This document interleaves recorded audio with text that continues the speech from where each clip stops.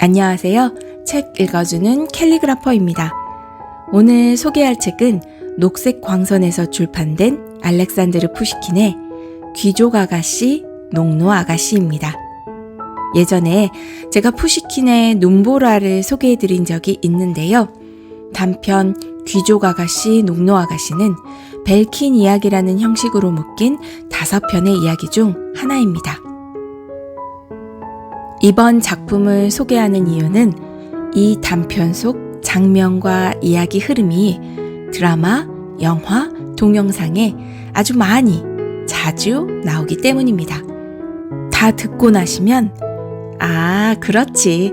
해피엔딩은 이런 거지. 많이 봤었는데? 하는 반응이 나올 듯해서 이 단편을 선택했습니다. 궁금증이 많고 사랑스러운 여자 주인공과 잘생겼지만 시크한 남자 주인공. 둘 다 자기 주장이 강하고 확고한 사람들이면서 서로에 대해 잘 모르죠.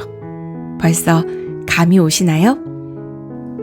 주인공의 매력에 빠져서 어떤 결론이 날지 뻔히 다 알겠지만 책을 끝까지 읽고 결론을 내 눈으로 확인하고 싶은 소설입니다. 제가 영화 중에서 제일 좋아하는 장르인 로맨틱 코미디라고 할까요?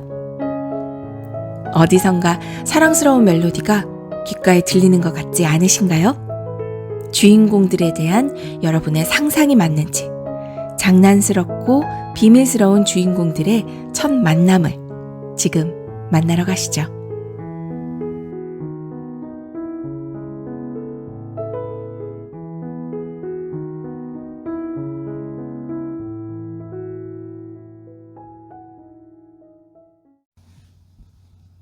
귀족 아가씨, 농노 아가씨, 알렉산드르 푸시킨.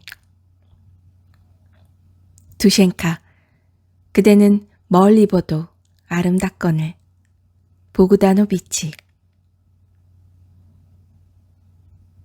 머나먼 우리 지방 어떤 현에 지주 이반 페트로비치 베레스트로프의 영지가 있었다.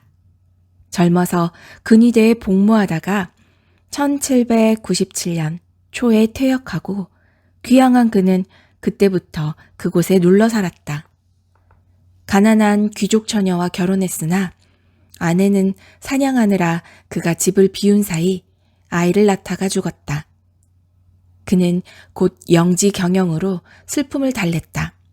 집도 손수 설계에 지었고 영지 안에 직물 공장도 세웠으며 수입도 3배로 늘려 스스로 근방에서 제일 총명한 사람이라는 자부심을 갖게 되었다.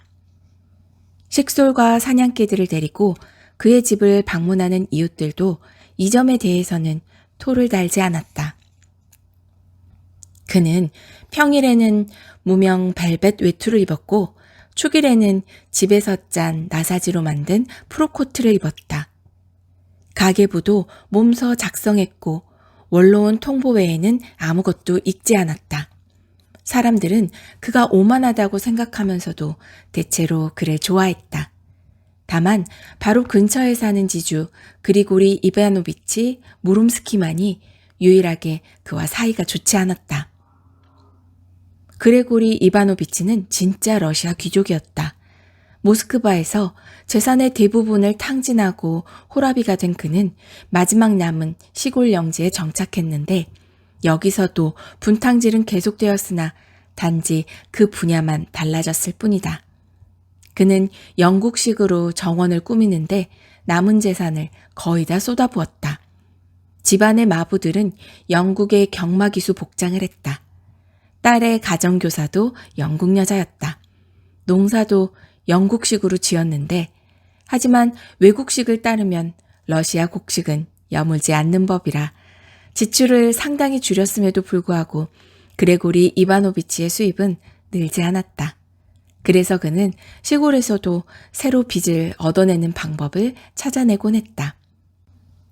이 모든 정황에도 불구하고 그는 어리석은 사람 축에는 들지 않았는데 마을 지주들 중 그가 맨 처음으로 영지를 후견위원회에 저당 잡히는 방법을 생각해냈고 당시에는 이런 방법이 오히려 매우 복잡하고 대담하게 보였기 때문이다. 그를 못마땅해하는 사람들 중에는 베레스토프가 제일 신랄했다. 그는 새로운 풍속을 증오하는 유별난 천성의 소유자였다. 이웃의 영국광 이야기만 나오면 잠자코 있지를 못하고 틈만 나면 꼬투리를 잡아 헐뜯으려고 했다. 가령 손님에게 소유지를 구경시켜주면서 영지 관리 능력을 칭찬하는 말이라도 듣게 되는 날이면 그 응답으로 이죽거리며 다음과 같이 말하는 것이었다.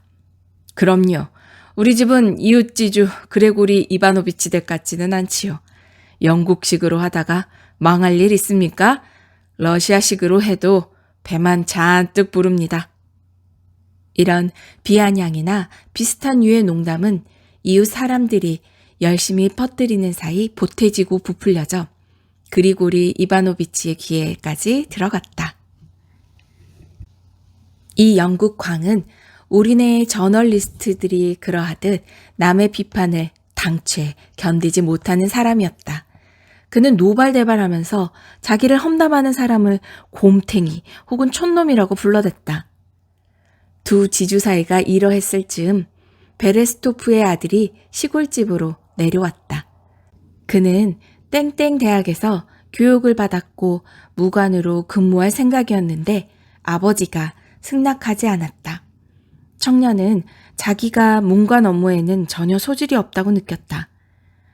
부자는 서로 한치도 양보하지 않았고 이에 젊은 알렉세이는 만약을 대비해 콧수염을 기른 채 당분간 지주 노릇을 하며 지내기로 했다. 알렉세이는 진짜 괜찮은 청년이었다. 그가 자신의 잘 빠진 몸매에 착 들어맞는 군복을 걸칠 기회가 없다면 말등에 탄 멋진 모습을 보여주는 대신 서류 더미 앞에서 허리를 수그린 채 청춘을 보내야 한다면 진정 유감일 터였다. 사냥터에서 물불 안 가리고 언제나 앞장서서 달리는 알렉세이를 본 이웃은 일제히 그가 쓸만한 책상 물림이 되기는 글렀다고 했다.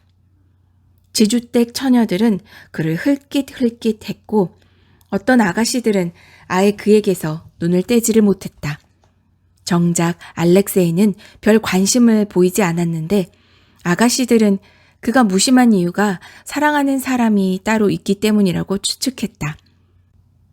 아닌 게 아니라 그가 쓴 어떤 편지의 수신인 주소를 베낀 쪽지가 손에서 손으로 돌고 있었다.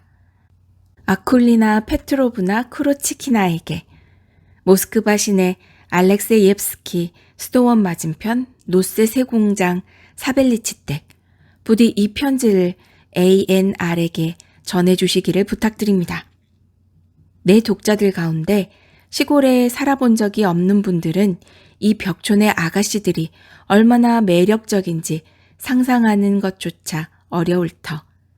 맑은 바깥 공기와 정원의 사과나무 그늘에서 자란 그들은 사교계와 인생에 관한 지식을 책으로 익힌다. 고독과 자유, 독서는 일찌감치 그들의 마음속에 감정과 열정을 자라게 하는데 이는 정신없이 바삐 사는 우리네 수도 미인들이 알지 못하는 것이다. 말 방울 소리가 들리면 시골 처녀들의 모험은 이미 시작되는 것이며 가까운 도시 나들이는 일생일대의 사건이요. 손님의 방문은 한동안 때로는 영원히 추억으로 간직되는 것이다. 물론 이 처녀들의 색다른 모습을 비웃을 수도 있겠다. 그러나 겉모습만 보고 던진 농담 몇 마디가 그들의 본질적인 가치를 훼손하지는 못한다.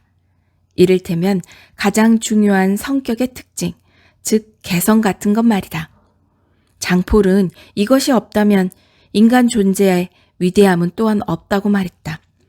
수도의 여인들은 어쩌면 최상의 교육을 받았겠지만 사교계의 관습이 곧 그들의 개성을 말끔히 다림질하며 마치 모자처럼 그들의 영혼을 똑같은 모양으로 만들어버린다.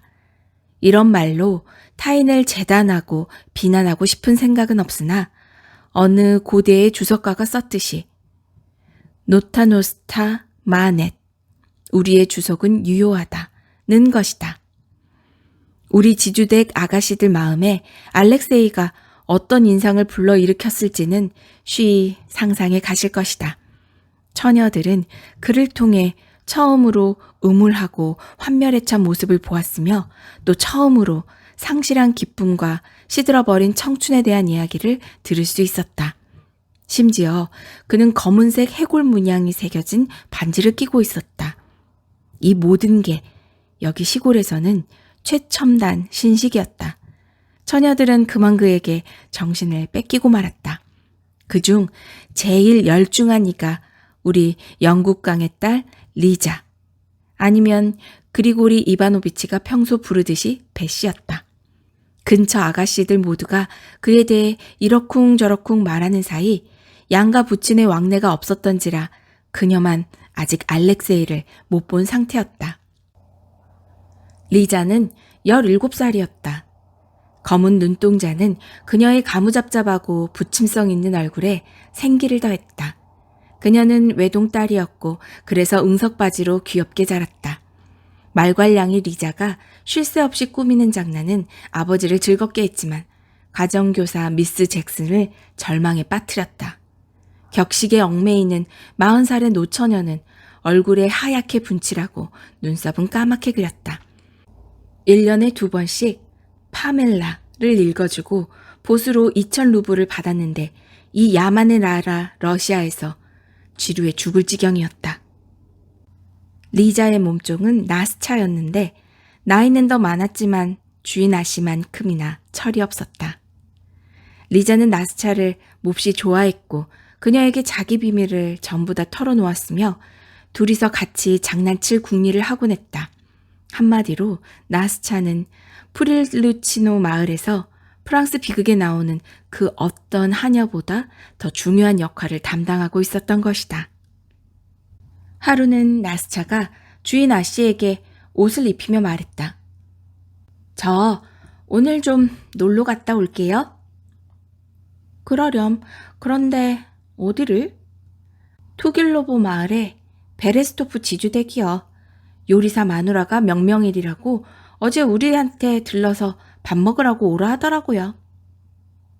이런, 주인님들은 으르렁대는데 아랫사람들은 밥도 같이 먹고 그러는구나. 리자가 말했다. 주인 댁일이 저희들이랑 무슨 상관인가요? 나스차가 대꾸했다. 게다가 저는 아씨 몸종이지 나리 몸종도 아닌걸요. 아씨는 베레스토프 댁 도련님과 아직 싸우신 적도 없잖아요. 어르신들이야 싸우는 게 좋다면 실컷 싸우시라고 하죠 뭐. 나스차, 알렉세이 베레스토프 얼굴을 꼭 보고 와서 나한테 낱낱이 얘기해줘. 어떻게 생겼고 또 성격은 어떤지 말이야. 나스차는 그럼하고 약속했고 리자는 하루 종일 그녀가 돌아오기만을 눈에 빠지게 기다렸다. 저녁이 되어 나스차가 왔다. 리자베타 그리고리예브나 저기. 나스차가 방에 들어오면서 말했다. 베레스토프 도련님을 봤어요. 그것도 꽤 자세하게. 종일 같이 있었는걸요? 어떻게? 그렇게 된 거야? 얘기해. 차근차근 얘기해봐. 그럼 시작할게요. 우리는 그러니까 저랑 이니시아, 예르고브나, 넬리아, 또 둔카. 그래 알았어. 그 다음엔? 순서대로 전부 다 말씀드린다니까요. 참, 우리가 식사 시간에 딱 맞춰갔지 뭐예요. 손님들이 방 안 가득 찼더라고요. 콜비노 마을과 자리에보 마을에서 온 사람들, 관리인 마누라는 딸들이랑 같이 왔고 홀로피노 마을에서 온 사람들은 그래서 베레스토프는 좀 기다려 보시라니까요. 다들 식탁에 앉았는데 관리인 마누라가 상서, 저는 그 옆에, 딸들은 입이 대빨 나왔던데 저야 신경 쓰지 않았고요. 이런 나스차, 계속 시답자는 것만 늘어놓을 셈이야? 성질도 급하셔. 그렇게 식사를 마치고 우리는 자리에서 일어났죠. 서너 시간 앉아있었다니까요. 상을 어찌나 거하게 차렸던지. 불랑망제 젤리가 후식으로 나왔는데 파란 거, 빨간 거, 마블링 있는 거 이제 식탁에서 물러난 우리는 술래잡기를 하러 안뜰로 나가는데 글쎄 젊은 나리님이 그리로 나오셨지 뭐예요. 그래서 진짜 말 그대로 잘생겼던? 기가 막히게 잘생겼어요. 미남이시더라고요. 체격도 좋고 키도 훤칠하고 얼굴엔 발그스레한 혈색이 감돌고. 진짜? 난 그 사람 안색이 창백할 거라고 생각했지 뭐야. 그래서 내가 보기엔 어때 보이던? 슬퍼 보였어? 생각에 빠져 있었어? 무슨 말씀이세요? 그렇게 신이나 펄펄 뛰는 사람은 생전 처음 봤는걸요? 우리들이랑 술래잡기 하겠다고 하던 분도 도련님이라니깐요. 너희들이랑 술래잡기도 하고 뛰어다녔다고? 말도 안 돼. 말이 된다니깐요. 게다가 또 뭘 생각해낼게요. 잡히면 뽀뽀하기요.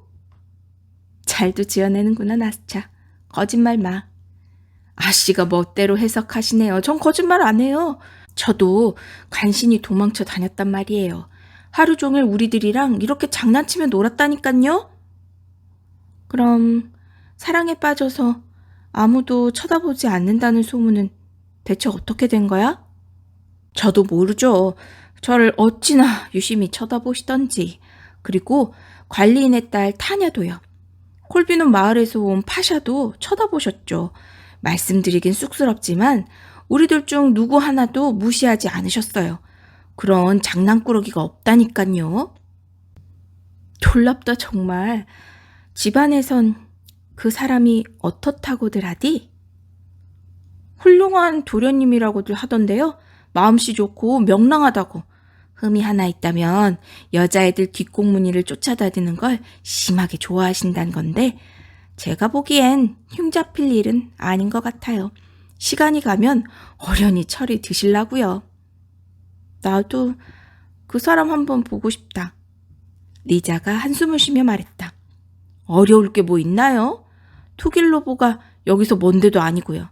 끼케야 산 베르스타인걸요? 그쪽으로 산보를 가시거나 아니면 말을 타고 가보시던가요. 틀림없이 마주치실걸요? 도련님은 날마다 아침 일찍 총을 메고 사냥을 나가신다니깐요? 그건 아니야. 별로인걸. 내가 자기 뒤를 졸졸 쫓아다닌다고 생각할 수도 있잖아. 더군다나 아버지들끼리는 티격태격 하시는 마당에 내가 그 사람이랑 안면을 트고 지낼 순 없잖아. 아, 나스차, 이건 어때? 내가 농사꾼으로 변장하는 거야. 정말 그러면 되겠네요. 두툼한 루바슈카에 사라판을 입고 용감하게 투길로보로 가시는 거예요. 베레스토프 도련님이 아씨한테 눈길을 주지 않을 리가 없다는 걸 제가 보장해요. 내가 여기 사투리도 제대로 하잖아. 아, 나스차, 사랑하는 나스차. 무지 근사한 생각이지 뭐니? 리자는 자기가 꾸민 이 유쾌한 계획을 당장 실행에 옮겨야 되겠다고 작정하고 잠자리에 들었다. 이튿날 리자는 이 계획을 즉각 실행에 옮겼다. 시장에 사람을 보내 두꺼운 아마포와 중국제 청색 무명, 구리단추를 사오게 한 뒤 나스차의 도움으로 루바슈카와 사라판을 몸에 맞게 마름질해서 하녀들을 다 불러 모아 바느질을 시켰다. 이로써 저녁 무렵에 모든 준비를 마칠 수 있었다. 새 옷이 잘 맞는지 거울 앞에 비추어 보던 리자는 자기 자신이 이토록 사랑스러워 보인 적이 없었다는 걸 인정했다. 그녀는 맡은 바 역할을 되풀이하며 연습했다. 걷다가 허리를 깊숙이 숙여 인사하고 나서 찰흙 고양이 인형처럼 몇 차례 고개를 끄덕이고 농부들의 말투로 이야기하면서 소매뿌리로 입을 가리고 웃었는데 나스차에게 완벽하다는 칭찬을 들었다. 딱 한 가지 어려움이 있었다. 맨발로 밖에 나가 걸어보았는데 플리피 그녀의 부드러운 발바닥을 콕콕 찔렀고 모래나 자갈돌은 참기 힘들 정도로 아팠다. 이번에도 나스차가 곧바로 문제를 해결했다. 리자의 발 치수를 재서 목동 트롬피미에 있는 들판으로 달려가 발에 딱 맞는 집신 한 켤레를 주문했다. 이튿날 동이 트기도 전에 리자는 잠에서 깼다. 집안 사람들은 아직 다들 자고 있었다. 나스차는 대문 밖에서 목동을 기다리고 있었다. 풀피리 소리가 울리면서 마을의 가축대 행렬이 지주댁 마당 옆을 지나갔다. 트로핌은 나스차 앞을 지나면서 그녀에게 알록달록 꾸민 조그만 집신을 건넸고 보상으로 50코페이카를 받았다. 리자는 조용히 농노 아가씨 복장으로 갈아입고서 나스차에게 귓속말로 미스 잭슨에게 전할 말을 일러두고는 뒷문으로 나가 텃밭을 가로질러 들판으로 뛰어갔다. 동쪽 하늘이 붉게 물들며 환하게 밝았고 황금빛 구름 행렬은 마치 군주의 아련을 대기 중인 신하들처럼 태양을 기다리고 있는 것 같았다. 청명한 하늘, 신선한 아침 공기, 이슬방울, 한 줄기 바람, 새들의 노랫소리가 리자의 마음에 어린애다운 명랑한 기운을 가득 불어넣었다. 아는 사람이라도 만날까봐 조마조마한 마음에 그녀의 행보는 걷는다기보다 날아가는 듯 보였다. 아버지 영지 경계에 있는 숲 가까이 이르렀을 때 리자는 소리를 더 죽여가며 걸었다. 그녀는 여기서 알렉세이를 기다려야 했다. 그녀의 심장은 세차게 뛰었는데 왜 그런지 본인도 몰랐다. 하지만 젊은 시절 우리들의 철부지 장난에 수반되기 마련인 두려움이야말로 그 장난의 가장 큰 매력이기도 한 것을. 리자는 어두운 숲속으로 들어갔다. 숲에서 울려 퍼지는 둔탁한 소음이 그녀를 반겨주었다. 들뜬 마음이 차분해졌다. 그녀는 서서히 달콤한 공상에 빠져들었다. 그녀는 생각에 잠겼다. 그렇지만 과연 17살 난 귀족 아가씨가 혼자서 봄날 아침 5시에 숲속에서 무슨 생각을 하는지 말로 정확히 표현할 수 있겠는가? 생각에 잠긴 채 양편에 키 큰 나무들이 우거진 그늘길을 따라 가고 있었는데 갑자기 멋진 사냥개 한 마리가 그녀를 보고 짖기 시작했다. 리자가 깜짝 놀라 비명을 질렀다.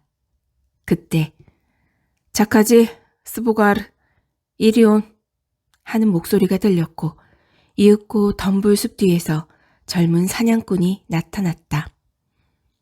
겁먹을 것 없어, 귀여운 아가씨. 그가 리자에게 말했다. 내 개는 물지 않으니까. 놀란 가슴을 진지게 가라앉힌 리자는 곧장 이 상황을 이용할 수 있었다. 그렇지 않은 걸요, 나리. 그녀는 반쯤 놀란 척, 반쯤 수줍은 척 하면서 말했다. 무서워요. 저것이 성질 사납게 생겼잖아요. 또 덤벼들 태세네요. 알렉세이는 독자분들은 이미 그가 누군지 알아보셨을 터. 그 사이 젊은 농노 아가씨를 뚫어져라 쳐다보았다. 무서우면 내가 데려다 주마. 그가 리자에게 말했다.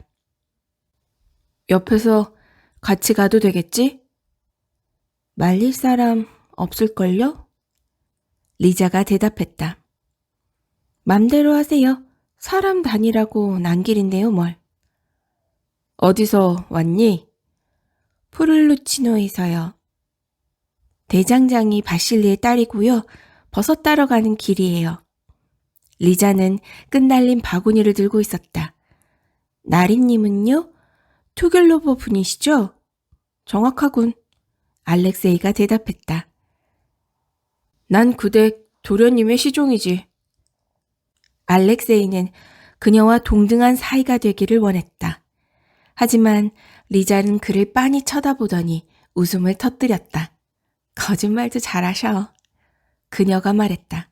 제가 바보 멍청이인 줄 아시나 본데 척 봐도 나리님이시구만. 대체 뭘 보고 그렇게 생각하는 거니? 전부 다요. 그래? 놀라운걸? 아무려면 나리님과 아랫사람도 구분 못하겠어요? 옷차림도 다르고 말 본새도 다른데다가 저 개도 우리말로 부르지 않으셨잖아요. 알렉세이는 시간이 갈수록 리자에게 끌렸다. 예쁘장한 시골 처녀들을 격의 없이 대하는데 익숙해진 그가 리자를 껴안으려 했다. 그러자 그녀는 팔짝 뛰면서 뒤로 물러나더니 돌연 엄격하고 쌀쌀맞은 태도를 취했다. 이런 모습에 알렉세이는 실소를 머금었지만 더 이상 다른 뭔가를 해볼 엄두를 내진 못했다. 앞으로 저랑 친구가 되고 싶으시다면요. 리자가 품위 있게 말했다. 신중하게 처신하셔야 해요. 누가 너한테 그렇게 유식한 말을 가르쳐주던?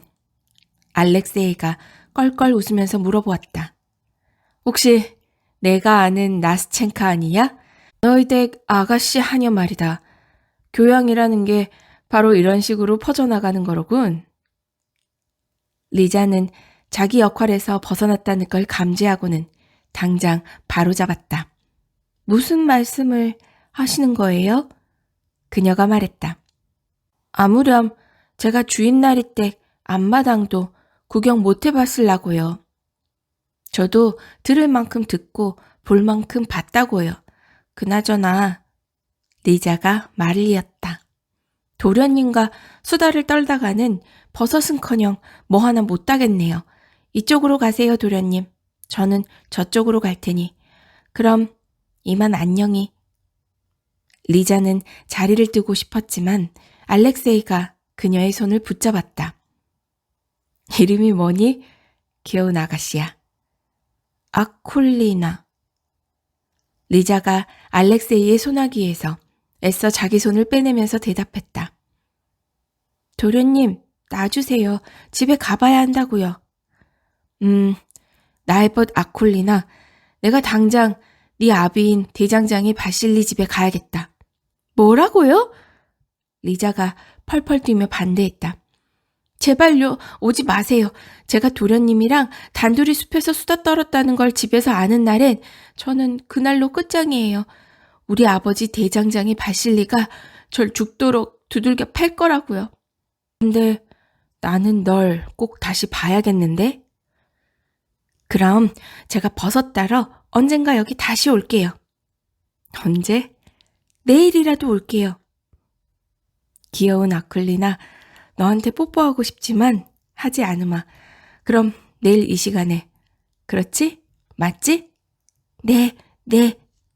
날 속이진 않겠지? 안 속일게요. 맹세해. 성금요일을 두고 맹세해요. 올게요. 젊은이들은 헤어졌다. 숲에서 나온 리자는 들판을 가로질러 몰래 안뜰로 들어가 나스차가 기다리는 농장으로 불이 나게 뛰어갔다. 거기서 그녀는 옷을 갈아입었고 참을성 없는 하녀에게 건성으로 대답하면서 거실의 모습을 나타냈다. 식탁 위에는 아침 식사가 준비되어 있었다. 벌써 얼굴을 하얗게 분칠하고 포도주 잔처럼 허리를 잘록하게 졸라맨 미스 잭슨은 나이프로 빵을 얇게 자르고 있었다. 아버지는 딸의 이른 아침 산책을 칭찬했다. 그보다 더 건강에 좋은 건 없지. 그가 말했다. 동뜰 때 일어나는 건 말이다. 그러면서 그는 100살이 넘도록 산 사람들은 하나같이 보드카를 마시지 않으며 겨울이건 여름이건 동이 트면 일어난다는 사실을 지적하면서 영국 잡지에서 인용한 장수 사례를 몇 가지 늘어놓았다. 리자는 아버지의 말을 듣지 않았다. 그녀는 아침에 만났을 당시에 전후 상황과 아콜리나와 젊은 사냥꾼이 나눈 대화를 전부 다 머릿속으로 복기했다. 그러자 양심의 가책이 느껴졌다.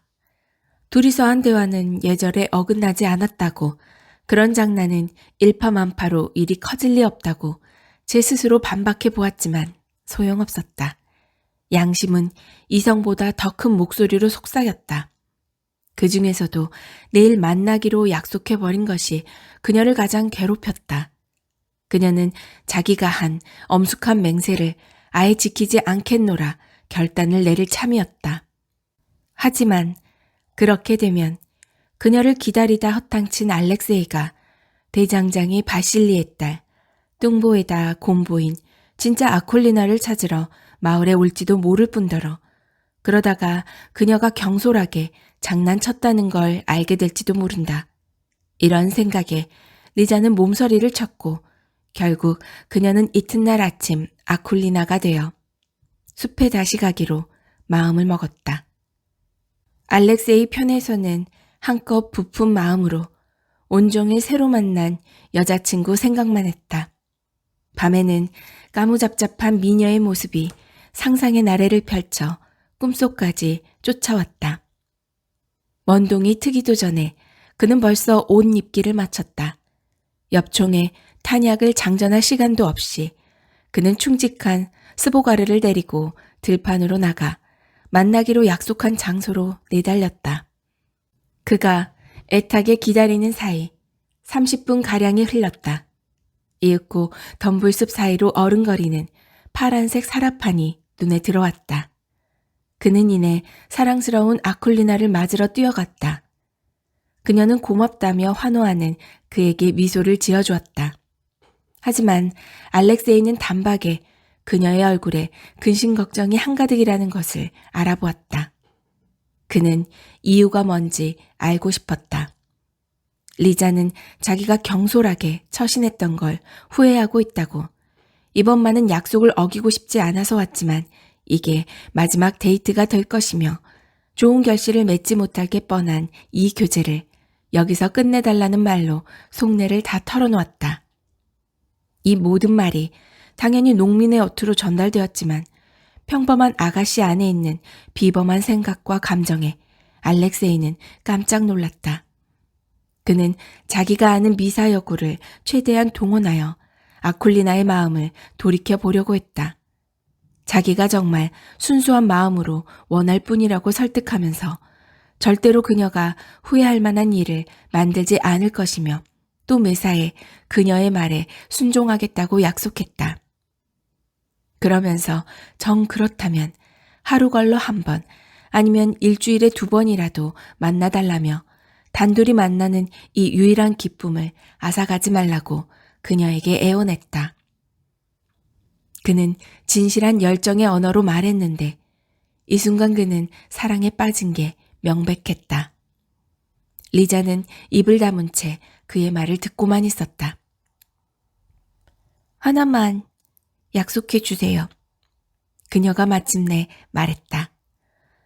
마을에 와서 절 찾거나 저에 대해서 물어보고 다니지 마세요. 제가 정한 날 말고 다른 날에 저와 만나지 않겠다고 약속해 주세요. 알렉세이가 성금요일을 걸고 맹세하겠다고 하자 그녀는 웃으면서 그를 말렸다. 저한테 맹세는 필요 없어요. 리자가 그에게 말했다. 약속 하나만으로도 충분한걸요. 그리고 나서 둘은 리자가 집에 갈 시간이라고 할 때까지 숲속을 거니면서 다정하게 이야기를 나누었다. 헤어지고 나서 혼자 남은 알렉세이는 단 2번 만났을 뿐인데도 어떻게 해서 평범한 시골 처녀가 그의 마음을 진실로 휘어잡게 되었는지 도무지 이해할 수 없었다. 아콜리나와의 교제에서 그는 생경한 매력을 느꼈다.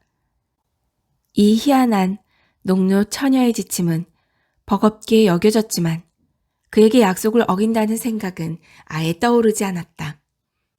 사실 알렉세이는 불길한 반지와 비밀스런 서신교환, 음울하고 환멸에 찬 표정에도 불구하고 착하고 혈기왕성한 청년이었고 순결한 기쁨을 누릴 줄 아는 순수한 마음을 가지고 있었다. 만약에 내가 나 하고 싶은 대로만 했다면 틀림없이 이들 청춘의 미래와 나날이 커져만 가는 서로에 대한 호감과 신뢰, 그리고 둘이 만나서 한 일과 대화를 죄다 아주 자세하게 묘사했을 것이다. 그렇지만 내 독자분들 대다수가 내가 만족하는 만큼 공감하지 않으리란 것도 잘 알고 있다. 이런 디테일은 달달하다 못해 느끼해 보일 게 틀림없으므로 생략하되 다만 2달이 채한데 우리의 알렉세이가 넋을 잃을 정도로 사랑에 빠졌으며 리자는 그에 비해 말수가 적기는 했지만 역시 각별한 마음이 커져갔다고 간략하게만 말하련다. 둘은 현재 행복했고 미래에 대해서는 거의 생각하지 않았다. 끊을 수 없는 인연을 맺었다는 생각이 자주 그들의 머릿속에 떠올랐지만 서로 이에 대해서는 입도 뻥끗하지 않았다. 이유는 명백했다. 알렉세이가 사랑스러운 아쿨리나에게 제 아무리 푹 빠져 있었다 해도 자신과 농노처녀 사이에 존재하는 거리는 머릿속에 항상 박혀 있었다. 한편 리자는 양가 부친이 앙숙지간이라는 걸 잘 알기에 그들이 화해하리란 기대를 차마 가질 수 없었다. 게다가 그녀의 허영심은 급기야 투길로보의 지주가 프릴루치노의 대장장이 딸 앞에 무릎을 꿇는 걸 보고 말겠다는 소설에나 나올 법한 어렴풋한 희망에 남몰래 빠져 있었다. 그런데 느닷없이 이들의 관계를 일거에 뒤집어 놓을 뻔한 중대한 사건이 일어났다. 우리 러시아의 흔하디 흔한 가을 날씨인 어느 청명하고 쌀쌀한 아침. 이반 페트로비치 베레스토프는 말을 타고 산책을 나가면서 만약을 대비해 보르조이 사냥개 서너 쌍과 견부 사냥용 딱따기를 든 시동 몇몇을 거느리고 출발했다. 같은 시간 그레고리 이바노비치 무롬스키도 좋은 날씨에 혹하여 영국식으로 꼬리를 자른 앞말에 안장을 얹으라고 시키고선 영국식으로 꾸민 영지 주변을 속보로 달리기 시작했다. 숲 가까이 다가가자 여우털 안감을 든 코카서스풍의 외투를 걸치고 말등에 거만하게 앉아있는 이웃 지주가 눈에 띄었다. 그는 시동들이 딱따기를 치면서 고함을 지르며 덤불숲에서 몰고 있는 토끼를 기다리고 있었다. 그와 마주치리라는 걸 미리 알았더라면 무롬스키는 당연히 되돌아갔을 터였다. 하지만 워낙 갑작스럽게 베레스토프와 맞닥뜨리게 된 데다 정신을 차려보니 그는 이미 권총 사정거리 안에 들어와 있었다. 어쩔 도리가 없었다. 무롬스키는 교양 있는 유럽인답게 자신의 적수에게 다가가 깍듯하게 인사했다. 베레스토프도 똑같이 공을 들여 답례했는데 그 모습이란 마치 사슬에 묶인 곰이 주인의 명령에 따라 손님들에게 절하는 것 같았다. 바로 그때 토끼 한 마리가 숲에서 튀어나와 들판으로 달아났다. 베레스토프와 견부는 목이 터져라 고함치며 사냥개들을 풀었고 그 뒤를 전속력으로 쫓았다. 사냥터에 한 번도 나가본 일이 없던 무롬스키의 말은 겁을 집어먹고 내달렸다. 자칭 뛰어난 기수였던 무롬스키는 불쾌한 이웃지주에게서 벗어날 기회가 생겼다고 내심 좋아하면서 말이 마음껏 달리도록 내버려 두었다. 그러나 미처 눈여겨보지 못한 골짜기에 다다르자 그의 말은 갑자기 방향을 틀었고 무롬스키는 그만 균형 감각을 잃었다. 얼어붙은 맨 땅에 꽈당 부딪힌 그는 꼬리 잘린 앞말을 저주하며 바닥에 쓰러졌다. 말은 기수가 없다는 걸 알아차리자마자 정신이라도 든 듯 바로 걸음을 멈추었다. 베레스토프가 그에게 다가와서 다친 데는 없느냐고 물었다. 그 사이 베레스토프의 견부는 죄 지은 말에 자갈을 물려 끌고 왔다. 견부는 무롬스키가 안장에 앉도록 거들었고 베레스토프는 그를 자기 집에 초대했다. 신세졌다는 생각에 무롬스키는 거절할 수가 없었다. 이리하여 베레스토프는 사냥개가 잡은 토끼와 전쟁 포로나 다름없는 부상당한 자신의 원수를 데리고 위풍당당하게 집으로 돌아왔다. 그 이웃지주는 아침을 들면서 꽤 사이좋게 담소를 나누었다. 무롬스키는 타박상 때문에 말을 타고 집에 갈 수 있는 상황이 아니라고 솔직히 말하고서 베레스토프에게 마차를 부탁했다. 베레스토프는 현관 앞까지 그를 배웅했고 무롬스키는 베레스토프에게 내일 꼭 아들 알렉세이 베레스토프와 함께 친구로서 프릴루치노에 와서 식사를 하겠다는 약속을 받아낼 때까지 떠나지 않았다. 이리하여 겁 많은 꼬리 잘린 앞말로 인해 두 집안의 뿌리 깊고 오래된 반목은 사라질 준비가 된 것 같았다. 리자가 그리고리 이바노비치를 맞으러 뛰어갔다. 아빠, 이게 무슨 일이에요? 그녀가 깜짝 놀라 말했다. 다리는 왜 저러요? 아빠 말은 어쩌고요? 이건 어떤 분의 마차예요? 무슨 일이 있었는지 넌 상상도 못할 게다, 마이 디어. 그리고리 이바노비치가 딸에게 답하면서 저간의 사정을 소상히 말해주었다. 리자는 자기 귀를 의심했다. 그리고리 이바노비치는 리자가 정신을 수습할 겨를도 주지 않고 내일 집으로 베레스토프 부자가 식사를 하러 올 것이라고 알렸다. 무슨 말씀을 하시는 거예요?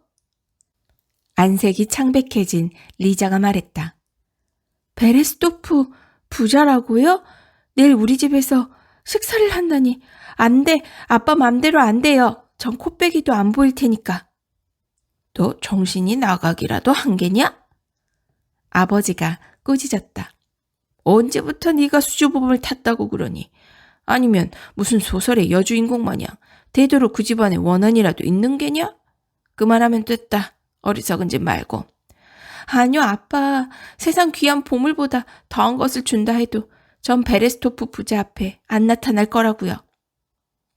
딸이 고집을 부리면 딱히 답이 없다는 걸 알기에 그리고리 이바노비치는 어깨를 으슥하고는 더 이상 딸과 입씨름을 하지 않았고 기억에 남을 만한 오늘 아침 산책의 피로를 풀러갔다. 리자베타 그레고리예브나는 자기 방으로 가서 나스차를 불렀다. 둘은 내일 있을 방문에 대처하기 위해 한참 동안 머리를 굴렸다. 알렉세이가 이 교양 넘치는 귀족 아가씨가 아콜리나라는 걸 알게 된다면 무슨 생각을 하겠는가? 그녀의 행실과 지침들, 그녀의 분별력에 대해 어떤 마음이 들겠는가? 다른 한편으로 리자는 이 같은 뜻밖의 만남이 그에게 어떤 인상을 불러일으킬지 빤히 보고 싶은 마음도 컸다. 불현듯 그녀의 머릿속에 한 가지 생각이 반짝였다. 그리고 곧장 나스차에게 그 생각을 전했다. 둘은 횡재라도 한 듯이 기뻐하며 그것을 당장 실행에 옮기기로 했다. 이튿날 아침 식사 자리에서 그레고리 이바노비치는 여전히 베레스토프 부자를 만나지 않고 숨어있을 속셈인지 딸에게 물었다. 아빠, 원하신다면 손님을 맞을게요. 하지만 조건이 하나 있어요. 제가 어떤 모습으로 그분들 앞에 나타나건 어떤 행동을 하건 간에 아빠는 절 나무라지 마시고요. 깜짝 놀라시거나 불쾌해하셔도 안 돼요? 리자가 대답했다. 또 무슨 장난을 치려고. 그레고리 이바노비치는 웃으면서 말했다. 알았다. 그러마 하고 싶은 대로 하려무나. 까만 눈에 말갈량이 우리 딸. 이 말을 하면서 그는 딸의 이마에 입을 맞추었고 리자는 준비하러 뛰어나갔다. 정각 2시에 6필의 말이 끄는 집에서 직접 제작한 사륜마차가 정원으로 들어섰고 빽빽하게 자란 원형 잔디밭을 한 바퀴 돌아서 멈춰섰다. 늙은 지주 베레스토프는 제복을 입은 무롬스키 집안의 하인 둘의 부축을 받으며 현관 계단을 올랐다. 뒤이어 말을 타고 도착한 그의 아들이 아버지와 함께 식사가 이미 다 차려져 있는 식당으로 들어왔다. 그레고리 이바노비치는 더할 나위 없이 상냥하게 이웃 지주를 대접했고 식사 전에 정원과 사육장을 구경하자면서 정성껏 쓸고 닦아 모래로 덮은 오솔길로 안내했다. 늙은 지주 베레스토프는 속으로 이다지도 쓸모없는 취무에 들인 시간과 노력이 아깝다고 생각했지만 예의상 입을 다물고 있었다. 그의 아들은 구두쇠 지주의 불만에도 허영기 많은 영국광의 열의에도 공감하지 않았다. 그는 소문으로만 숱하게 접한 집주인의 딸이 등장하기만을 애타게 기다렸다. 비록 그의 마음은 우리가 잘 알다시피 이미 꽉 차 있었지만 젊은 미녀는 언제나 그의 상상력을 자극할 권리를 가진 법. 거실로 돌아온 그들 셋은 자리를 잡고 앉았다. 늙은 지주들은 과거지사와 군복무 시절의 일화들을 돌이켜보았고 알렉세이는 리자가 나타나면 어떤 역할을 연기할지 곰곰이 생각하고 있었다. 그는 어느 경우에든 잘 통하기 마련인 냉정하고 무심한 역할을 연기하기로 결심했고 이에 따라 채비를 마쳤다. 문이 열리자 그는 타고난 요부라 하더라도 즉시 몸서리를 치게 만들 만큼 냉랭하게 또 오만하고 무심한 표정으로 고개를 돌렸다. 그러나 운 나쁘게도 리자 대신 얼굴을 하얗게 분칠하고 허리를 잘록하게 조인 노처녀 미스 잭슨이 들어와 눈을 아래로 내리깔고 무릎을 가볍게 굽히며 인사를 하는 바람에 그의 멋진 군사작전은 허탕이 되고 말았다. 그가 다시 실력을 발휘하기도 전에 문이 또다시 열렸고 이번에는 리자가 방 안으로 들어왔다. 모두 다 자리에서 일어났다. 그녀의 아버지는 손님들을 소개하려고 하다가 갑작스레 멈추고는 허둥지둥하며 입술을 깨물었다. 리자, 까무잡잡한 얼굴의 리자가 귀까지 새하얗게 분을 바르고서 눈썹은 믹스 잭슨보다 더 짙게 물들였던 것이다. 원래 머리색보다 훨씬 더 발색인 색의 곱슬머리 가발은 루이 14세의 가발처럼 굽이쳤고 랑베실 소매는 마담 퐁파두르의 패티코트처럼 불룩했다. 허리는 X자처럼 꽉 조였으며 아직 전당포에 잡히지 않은 어머니의 금부치는 그녀의 손가락과 목, 귀에서 온통 반짝거렸다. 알렉세이는 이렇게 우스꽝스럽고 휘황찬란한 귀족 아가씨가 자기의 아쿨리나라는 걸 알아보지 못했다. 그의 부치는 그녀의 손을 잡고 인사를 했고 그 역시 마지못해 아버지를 따라했다. 그가 리자의 하얗고 가느다란 손가락을 만지자 그녀의 손가락이 파르르 떨리는 것 같았다. 그때 알렉세이는 한껏 애교를 부려보란 듯이 치마 밖으로 튀어나온 구두 속 그녀의 작고 귀여운 발을 보게 되었다.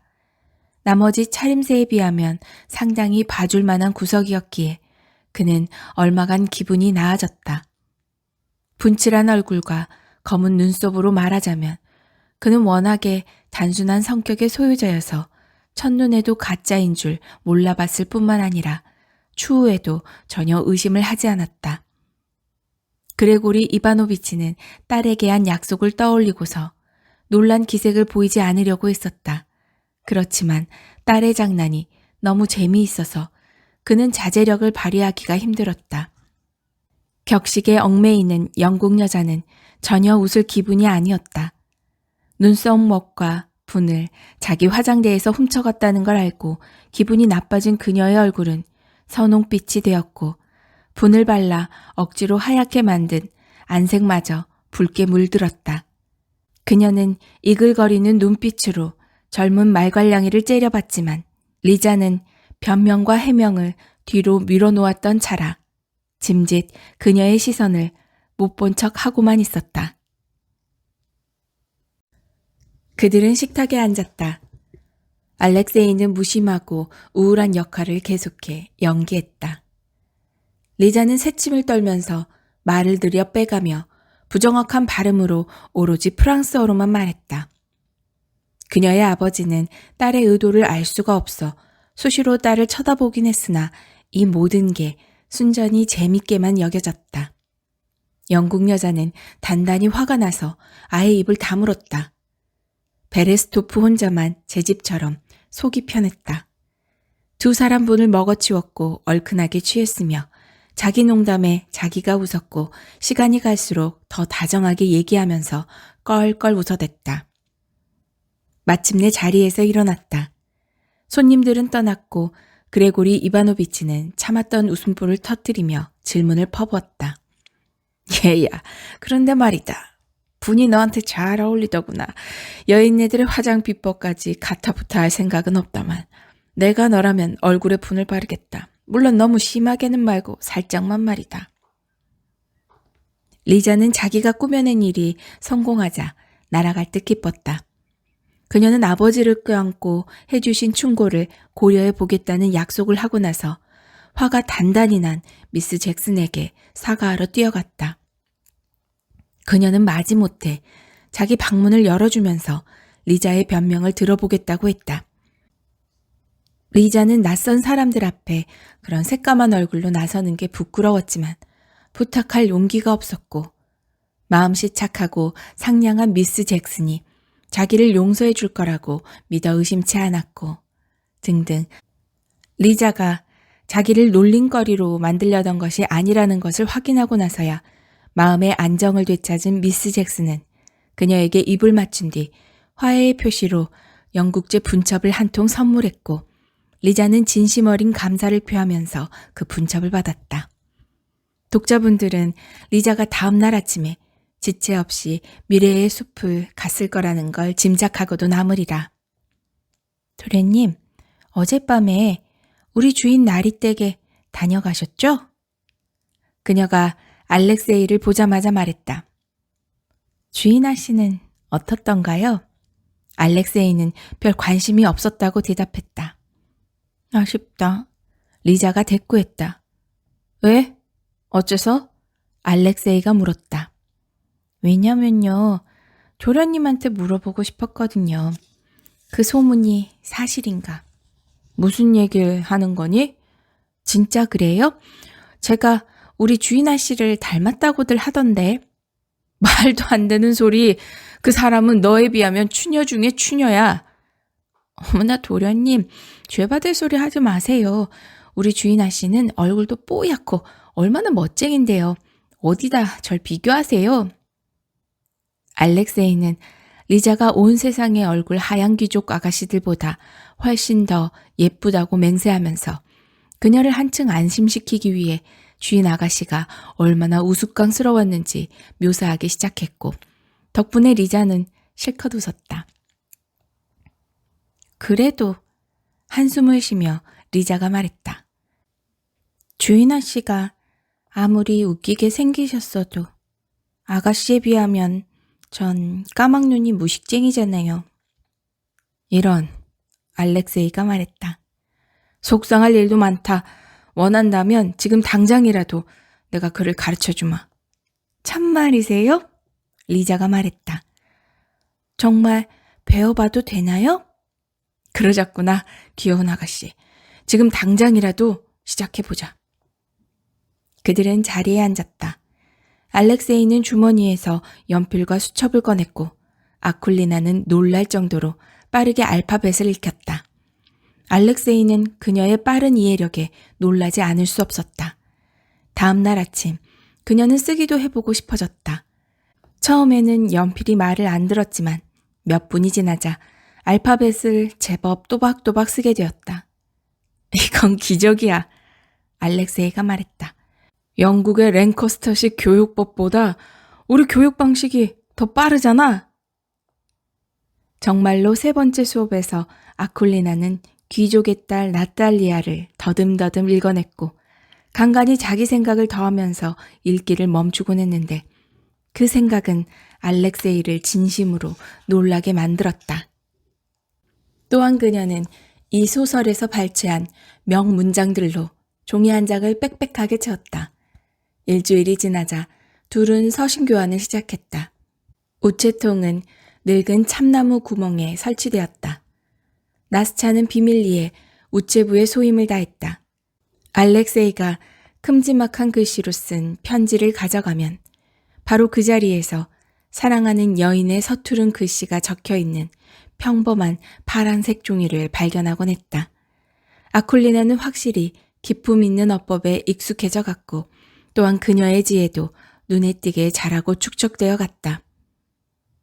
그러는 사이 얼마 전부터 안면을 트게 된 이반 페트로비치와 그레고리 이바노비치의 친분은 점점 더 두터워졌고 곧 우정으로 발전했는데 바로 이와 같은 사정이 뒷받침되었다. 그리고리 이바노비치는 이반 페트로비치가 세상을 떠나면서 그의 재산을 전부 다 아들 알렉세이의 손에 넘길 것이고 그렇게 되면 알렉세이는 현에서 제일 가는 부유한 지주가 될 테니 그럴 경우 그가 리자와 결혼하지 않을 하등의 이유가 없다는 생각을 틈틈이 하곤 했다. 늙은 지주 이반 페트로비치는 이웃 지주에게 나사빠진 구석이 있기는 하나 그의 표현대로라면 영국에 미친 바보, 장점도 많다는 것을 부정하지 않았다. 예를 들면 그는 보기 드물게 소환이 좋았다. 게다가 명문 쇄도가인 프론스키 백작에 가까운 친척이었다. 백작은 알렉세이에게 쓸모가 클 것이고 그리고리 이바노비치도 이반 페트로비치는 그렇게 생각했다. 자기 딸의 유리한 조건을 내세워 시집 보낼 기회가 생기니 기뻐할 만했다. 지금껏 이 모든 걸 매일 혼자서만 궁리하던 노인네들은 급기야 서로에게 털어놓고서 같이 부둥켜 안고 차근차근 일을 진행하기로 약속한 뒤 각자가 제자리에서 맡은 바 역할에 착수했다. 그리고리 이바노비치는 난관에 봉착했다. 그것은 딸내미 베시에게 그날의 특별한 식사 이후로 줄곧 만나지 않았던 알렉세이와 더 친하게 교제해보라고 설득하는 일이었다. 둘 다 서로 맘에 들어하는 기색이 없어 보였다. 적어도 알렉세이는 진작부터 푸를루치노에 발걸음을 하지 않았고 리자는 이반 페트로비치가 친히 거동해 방문할 때마다 제 방으로 가버렸던 것이다.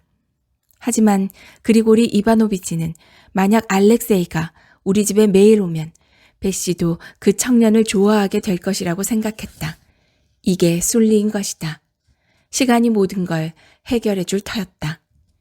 이 계획의 성공 여부에 대해 이반 페트로비치는 걱정이 덜한 편이었다. 그날 밤 그는 아들을 서재에 불러놓고 파이프 담배를 피우며 얼마간 침묵하다 입을 열었다. 예, 알료샤. 요즘 들어 통 군복무에 대해선 말을 않는구나. 아니면 이제는 근위대 제복이 탐나지 않는 게냐? 아니요, 아버지. 알렉세이가 공손하게 대답했다. 제가 근위대에 가는 걸 아버지께서 탐탁지 않아 하시는 거 압니다. 아버지께 순종하는 것이 제 의무지요. 잘 되었다. 이반 페트로비치가 대답했다. 우리 아들이 효자로구나. 내가 마음이 놓인다. 나도 너를 억지로 집어넣을 생각은 없다. 지금 당장은 관청에 나가라고 나나마. 지금으로서는 널 장가 보낼 생각이다. 아버지, 상대가 누굽니까? 깜짝 놀란 알렉세이가 물어보았다. 리자베타 그리고리예브나 무롬스카야다. 이반 페트로비치가 대답했다. 비할 데 없는 신부감이지. 그렇지 않느냐? 아버지, 저는 결혼에 대해선 생각해보지 않았어요. 내 녀석이 생각하지 않으니 이렇게 내가 널 위해 생각하고 또 생각하지 않았니? 그건 아버지 생각이시죠. 리자베타 그레고리예브나는 정말 제 마음에 안 든다고요. 차차 마음에 들게다. 인내하다 보면 사랑도 하게 되는 법. 그분을 행복하게 해줄 자신이 없습니다. 그 아이의 행복은 내 놈이 걱정할 바 아니고 뭐시 어째? 그러니까 아비 말을 잘 듣는다는 게 이런 거냐? 좋다. 좋으실 대로 하세요. 전 결혼하고 싶지도 않고 결혼하지도 않을 겁니다. 하라면 하는 거야. 안 그러면 된통 혼날 줄 알아라. 내 기필코 영지를 팔아서 몽땅 써버리고 내 놈에게는 한 푼도 남겨주지 않겠다. 사흘간 생각할 말미를 주마. 그동안에는 내 눈앞에 얼씬도 말거라. 알렉세이는 아버지가 한번 어떤 생각에 골몰하면 타라스 스코티닌의 표현대로 절대 빼도 박도 못한다는 걸 익히 알고 있었다. 그러나 알렉세이도 아버지를 닮아서 그를 말로 설득하는 건 역시 그만큼 쉽지 않았다. 그는 자기 방에 가서 아버지가 지닌 권한의 한계에 대해 리자베타 그리고리예브나에 대해 자기를 알거지로 만들겠노라는 아버지의 엄포에 대해 끝으로 아쿨리나에 대해 곰곰이 생각했다. 처음으로 그는 자기가 그녀를 열렬하게 사랑하고 있음을 확실하게 깨달았다. 농노 아가씨와 결혼하여 자기 힘으로 먹고 산다는 소설 같은 생각이 머릿속에 떠올랐고 이 결연한 행동에 대해 생각하면 할수록 더욱 그것이 합당하다는 생각이 들었다. 비가 계속 내리는 날씨 탓에 언제부터인가 숲에서의 데이트는 중단되었다. 알렉세이는 아쿨리나에게 편지를 썼는데 아주 또박또박한 필체로 아주 열렬한 표현을 구사하여 둘을 위협하는 파멸에 대해 알리고서 곧바로 그녀에게 청혼을 했다. 그는 곧장 편지를 우체통인 참나무 구멍에 놓고 돌아와 스스로 아주 흡족해하며 잠자리에 들었다. 이튿날 자기 계획에 확신을 가진 알렉세이는 솔직하게 단판을 짓기 위해 아침 일찍 지주 무롬스키 댁으로 갔다. 그는 노지주가 아량을 베풀어 자기 편이 되어주기를 기대했다. 그레고리 이바노비치께서는 댁에 계신가? 그가 프릴루치노 대저택 현관 앞에 말을 세우고 물었다. 안 계십니다. 하인이 대답했다. 그레고리 이바노비치 나리는 아침부터 출타 중이십니다. 이런 망했군. 알렉세이는 생각했다. 그럼 리자베타 그리고리예브나 아가씨라도 댁에 계시겠지? 계십니다. 그러자 알렉세이는 말에서 내려 하인의 손에 고삐를 넘기고 방문했다는 기별도 하지 않고 집 안으로 들어갔다. 다 잘 풀리겠지. 그는 거실 쪽으로 걸어가면서 생각했다. 그분과 직접 단판을 지어야겠군. 그는 거실로 들어갔고 그 자리에 기둥처럼 우뚝 섰다. 리자, 아니 아쿨리나가 가무잡잡한 얼굴에 사랑스러운 그녀가 사라판이 아니라 하얀 모닝 드레스를 입고 창가에 앉아 알렉세이의 편지를 읽고 있었다. 그녀는 너무 몰두한 나머지 그가 들어오는 소리도 듣지 못했다. 알렉세이는 기쁨에 겨워 터져나오는 함성을 참을 수가 없었다. 리자는 몸서리를 치며 고개를 들더니 외마디 비명을 지르고서 도망치려고 했다. 그는 그녀를 붙잡으려고 달려갔다. 아쿨리나! 아쿨리나! 리자는 그에게서 벗어나려고 했었다. 놔주세요, 무쇼! 정신이 나가셨어요? 그녀는 외면하면서 이 말만 되풀이했다. 아쿨리나! 날벗 아쿨리나! 그녀의 손에 입을 맞추면서 그가 되뇌었다. 이 장면의 목격자가 된 미스 잭슨은 어찌된 일인지 영문을 몰랐다. 이때 문이 열리면서 그리고리 이바노비치가 들어왔다. 오라? 그리고리 이바노비치가 말했다. 그래, 너희들끼리 벌써 일사천리로 일을 해결한 모양이로구나. 독자분들은 이야기의 결말을 묘사해야 하는 불필요한 의무에서 내가 벗어나도록 해 주시리라.